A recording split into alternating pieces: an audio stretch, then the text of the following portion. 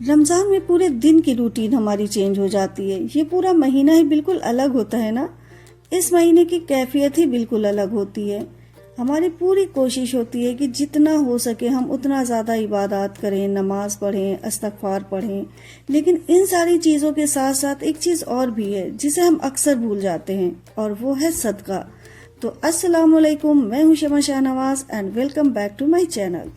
صدقہ ہماری زندگی کا بہت اہم حصہ ہے. صدقہ کرنے سے ہماری پریشانیاں تو دور ہوتی ہی ہیں، ایک صدقہ ایسا بھی ہے جس سے موت بھی ٹل جاتی ہے. صدقے کے بارے میں یہ واقعہ آپ کو ضرور پتہ ہونا چاہیے. تو ایک بار کا واقعہ ہے کہ ہمارے پیارے آقا صلی اللہ تعالیٰ علیہ وآلہ وسلم اپنے ممبر پر تشریف فرما تھے. اسی وقت ایک صحابی آپ کے پاس آئے جو کہ بہت ہی زیادہ غریب تھے. اچھا جی، تو اللہ والے جو ہوتے ہیں نا، ان کو غریب بہت پسند ہوتے ہیں. غریبوں کے ساتھ اٹھنا بیٹھنا، ان کے ساتھ کھانا پینا، یہ ساری چیزیں اللہ والوں کو بہت پسند ہوتی ہے. اور آج ہمارا کیا مزاج بن چکا ہے کہ ہمیں غریبوں کے ساتھ اٹھنا بیٹھنا بالکل پسند نہیں ہے. اچھا جی، تو میں آج آپ کو ایک ایسے صدقے کے بارے میں بتانے لگی ہوں جس نے موت کو بھی ٹال دیا. تو یہ واقعہ اس وقت کا ہے جب ہمارے پیارے آقا صلی اللہ تعالیٰ علیہ وآلہ وسلم اپنے ایک بہت ہی غریب صحابی کے ساتھ بیٹھے ہوئے تھے. تو ہمارے پیارے آقا ان صحابی سے گفتگو فرما رہے تھے.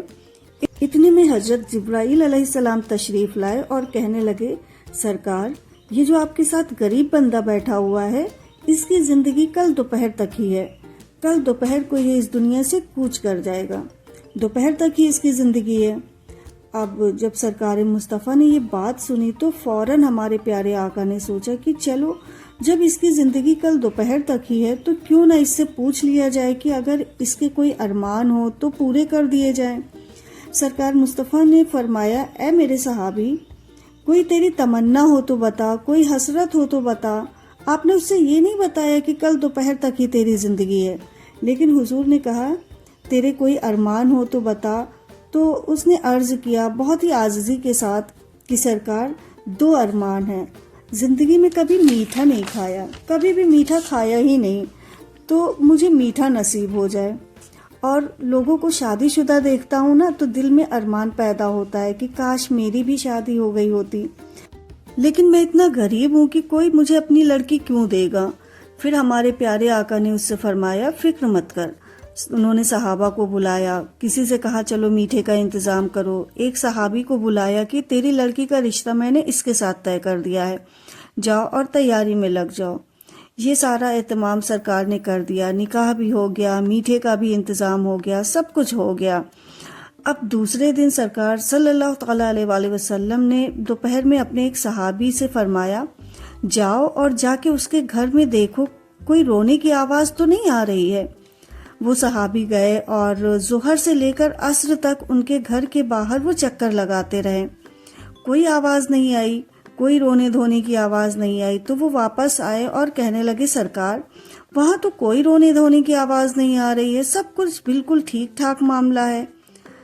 تو سرکار نے رب کی بارگاہ میں عرض کیا، اے میرے مولا، جبریل علیہ السلام نے تو لوح محفوظ میں دیکھ کر کے یہ بات کہی تھی کہ اس کی زندگی کل دوپہر تک ہی ہے، لیکن وہ تو ابھی بھی جی رہے ہیں. موت ٹلی کیسے؟ جب موت لکھ دی گئی تھی تو پھر موت ٹلی کیسے؟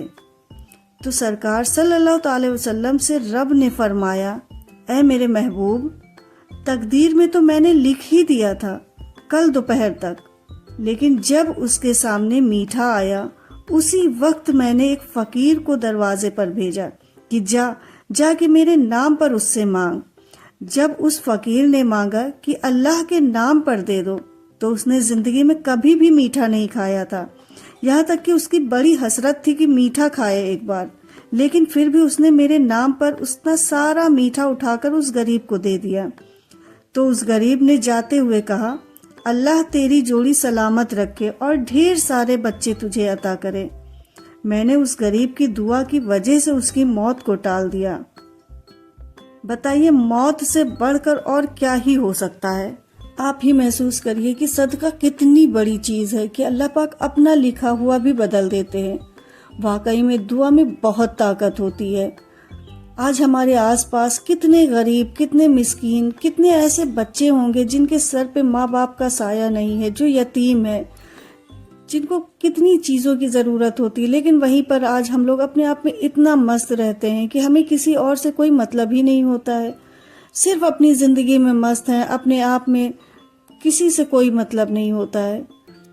رمضان شریف میں عبادت کے ساتھ ساتھ ہمیں ایک یہ بھی ایم بنانا ہے کہ ہمارے آس پاس جو بھی غریب، مظلوم ہیں یا پھر ایسے بچے جو یتیم ہیں، ہمیں ان کے سر پر ہاتھ رکھنا ہے، جتنا ہو سکے ہمیں صدقہ کرنا ہے۔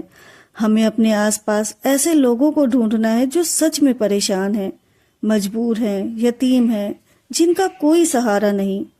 ہمیں ان کا سہارا بننا ہے، ان کی مدد کرنی ہے، جتنا ہم سے ہو سکے ان کی پریشانیوں کو دور کریں۔ اور ایسے لوگ جب دل سے دعا دیتے ہیں نا تو ان کی دعائیں سیدھا عرش سے ٹکراتی ہیں۔ اللہ پاک ایسی دعاؤں کو کبھی رد نہیں کرتے۔ تو صدقہ ہمیں ہر حال میں اپنی زندگی میں شامل کرنا ہے۔ تو اسی کے ساتھ اجازت لوں گی، اپنی دعاؤں میں یاد رکھیے گا۔ اللہ حافظ۔